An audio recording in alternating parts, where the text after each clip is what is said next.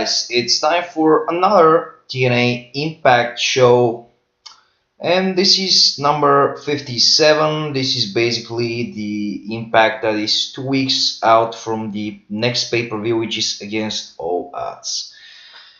So let's first do the takeaways from the January 27th show, and then we're gonna move on to the February 3rd show, which is gonna be presented in this video. So basically what happened last week was that we got a confirmation from Flair towards Bishop that we're gonna find out soon who this mystery new shareholder that is coming in TNA is.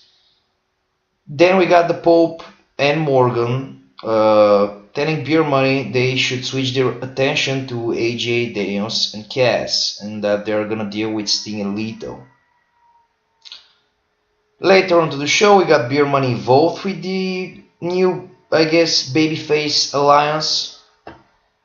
EY talked about a new member coming in the Fight Club stable. We got Aries beating Sabin to retain the X title. When this time Shelley was the one to cost him the match.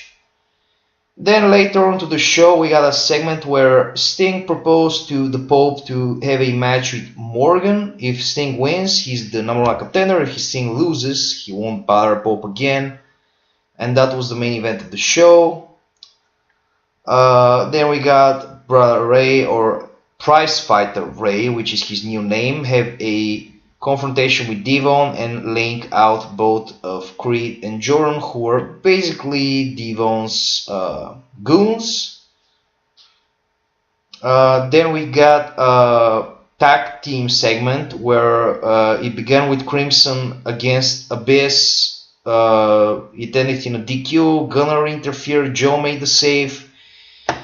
This was an eventful match, but the important thing was that after the match, Crimson and Joe cleared the ring, and Crimson offered Joe to cash in his Fist or Fire tag shot, and basically to team up and face Abyss and Gunner against all odds. Of course, in the main event, Sting defeated Matt Morgan, so he became #1 contender for the world title after Jay Leto basically prevented Morgan from using a weapon on the outside. I already explained the finish in the last video. So there was basically the takeaways from last week's show, which segues into the February 3rd show, 2 weeks out, 10 days out from the February 13th against all odds. So the show opened with the Pope, who came out with his hired gun, Matt Morgan, and the Pope basically talked trash about Sting, and he spoke about him, Sting, using Lito to get a title shot at against all odds. Soon after this, Sting and Lito came out. They didn't say a word and immediately started a big brawl.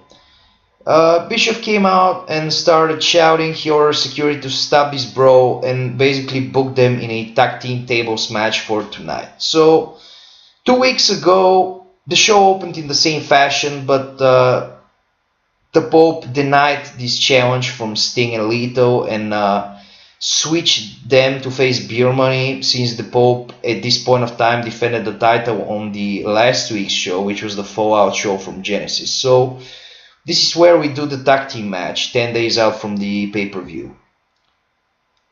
Then we opened the show. Basically, after the opening segment, we got a match where Prize Fighter Ray defeated Creed and Jordan in a handicap match, sending essentially a message to Devon. So Creed and Jordan are pretty much used as sacrificial lambs here to build heat for this match.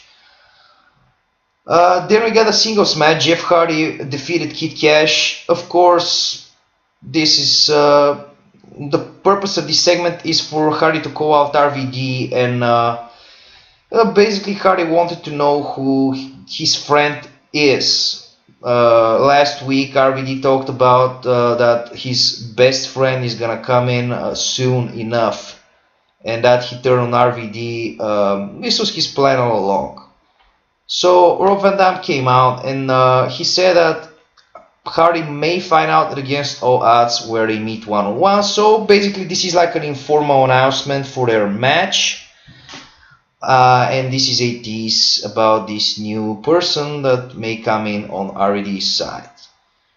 Then in the back, Bischoff demanded from a random guy backstage to find Flair and bring him to his office. So this is of course building up tension. Bischoff is getting impatient and he's getting worried by every week passing by. I guess he's very worried about his position as an authority in TNA because of this new shareholder. Then we got the first semi-final match in the Knockouts Torment. Tara will defeat Velvet Sky. Tess Macker, who is a member of the Beautiful People, failed to interfere. Then we got a very interesting segment. Basically, this is kind of the main... So, the past following weeks, of course, after the Guns helped Aries overcome Team Fight Club at the Genesis pay-per-view. And the deal was that if the Guns basically win their match with Aries, Aries will give them he'll give one of them a title shot. So they wrestled on the Fallout show of Impact after Genesis, but actually they went into a time limit draw. So Aries decided to have a fair decision and basically defend the X title against both of them. So he first defended against Shelley, where Sabin interfered by accident and cost Shelley the match. Then the same thing happened with Sabin on last week's show. So this is the recap of what happened till this show. So Sabin will call out Shelley. They will get into an argument. This will lead to Aries coming out and trying to split them apart. But this is gonna be the swerve because it will be a setup. They will turn on him, they'll deliver a beatdown, and they will lay him out. So I guess you can call this a heel turn, but this is just to continue their feud, because I think the whole point of this, the whole idea was to set up a three-way for the pay-per-view. Because after this, I probably won't keep the Guns as heels. But for this segment, for the purpose of this match to be made, I need them to turn on Aries. So, you know, next week he'll come out and he'll announce that he wants to defend the title against both of them or something like this. So, this is kind of on the fly. Just decided to be interesting. And we already got two great matches, two singles matches. Then we got a singles match, of course, the tag partner switch. Samoa Joe will defeat Gunner, Clean, Abyss will get involved, and Crimson will join the Brawl. Of course, this will prolong the feud, or basically this will be a tease for their tag team match at the pay-per-view. Then we got a tag match. EY and Homicide will team up against the British Invasion when Hernandez provide a distraction. Of course, both teams are heels, but we need to put over the Team Fight Club guys. This angle is important after the match because Team Fight Club will deliver a beatdown and they will take out Rob Terry. Why this is important? Because I'm gonna repackage Rob Terry. I need to have him off TV, so British Invasion only remains as a tag team. He wasn't really involved in the stable anyway, but he was formally in there. So I have an idea to repackage Rob Terry, but I need to take him off for probably 2 or 3 months, and he will reappear later down the line. So I need him to be taken out here. And Douglas Williams and Magnus will continue to team up together. So then we got I guess, the next chapter in the shareholder angle. Flair, already in Bischoff's office, told Eric to enjoy his power because 2 weeks from now everything will change. So now we got I guess, a date for the shareholder. Of course, the shareholder will arrive after the Against All Odds pay-per-view. Basically, the Impact that is on February 17th. Got a lot of problems with saying this month, I don't know why. Yeah, so next week is the go home show for the pay-per-view, so this angle will continue there, and we'll get the reveal at the February 17th. Fuck this month, I can't really pronounce it well, so. Another semi-final match in the tournament for the Knockouts title. Angelina Love defeated ODB. Gail Kim was on commentary. Next week it's Tara versus Angelina Love, and the winner will face Gail at the pay-per-view. Then we got an in-ring segment. Styles, Daniels, and Kazarian cutting a promo on Beer Money and basically called them Pope's lapdogs, which is actually true. Beer Money, this prompted Beer Money coming out, and they will challenge AJ and Daniels to a tag match at the pay-per-view.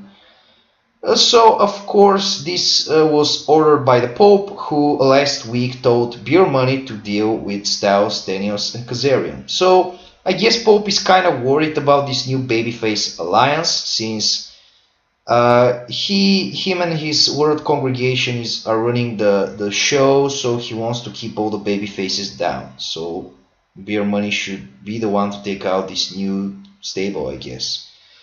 Then we got Carlito defeating Christian York, which is actually a great X Division talent. It's just, I have explained many times that the show is just not long enough to have everyone there, or at least most of the X Division guys there. I'm mostly booking dark matches with these X Division guys. I'm just typing in the segments that I wanna. I'm just typing in the storylines. So you know, if you have seen me book the shows, you know that basically the first or the second segment is a so-called dark match where I'm probably booking a 3 or a 4-way with the X Division guys, and I'm just editing it with whatever I wanna write. But probably I'm gonna do something more with the X Division guys. Just, I guess I need a new TV show because I can't really find a place for a lot of these guys. So on to the show. Yeah, Carlito defeated Christian York after spinning up on his face. After the match, Anderson will come out. He'll challenge Carlito to a match at the pay-per-view. Carlito will cut a promo saying it's the next step in Anderson's demise, from a world champion to humiliated by him. The main event is a tables match that was already announced at the beginning of the show. The Pope and Morgan defeated Sting and Lito. Morgan will choke slam Lito through a table. Of course, this is kind of a payback for last week when Morgan lost against Sting, which prompted Sting to become the #1 contender. I think it's obvious at this point that at the pay-per-view we're gonna have Lito and Morgan in a singles match, so this is building up heat for that match. After the match, Pope will pull a baton from under the ring and knock out Sting with it to close Impact. This, of course, the point of this is to get heat on the Pope. And this was this week's show. We got one more week left, and then we got Against All Odds pay-per-view. So there's actually a lot of free agents. Like, of course, I'm not gonna pick up Sheldon Benjamin. We got Cody Rhodes actually fired, The Miz, but I have already said 2 or 3 times on this program that I don't have intentions to turn this into a WWE light. There are certain guys from WWE I like. I obviously like Carlito. I obviously, if I pick someone from WWE, it's gonna be probably a mid-carder, someone like John Morrison, someone that I know that can fit this product. I just don't have any intention into putting WWE guys onto this TNA program. Maybe down the line, when probably there's another year passing by or something, because I got a lot of ideas coming in. Basically, I've got ideas for the main event scene probably till the beginning of the 2012, so it's gonna be a lot of time until I'm ditching this project. I'm already running the game for more than a year, but I believe I started the actual video series after Destination X. I basically started after the pay-per-view for the build-up for Lockdown, so a little bit over a year. So we're gonna see what happens. So this was for this episode, I guess. Next time, next video is gonna be the go home show, and I'm gonna do final, I guess, thoughts and final angles and the final card for the pay-per-view. So this is for now.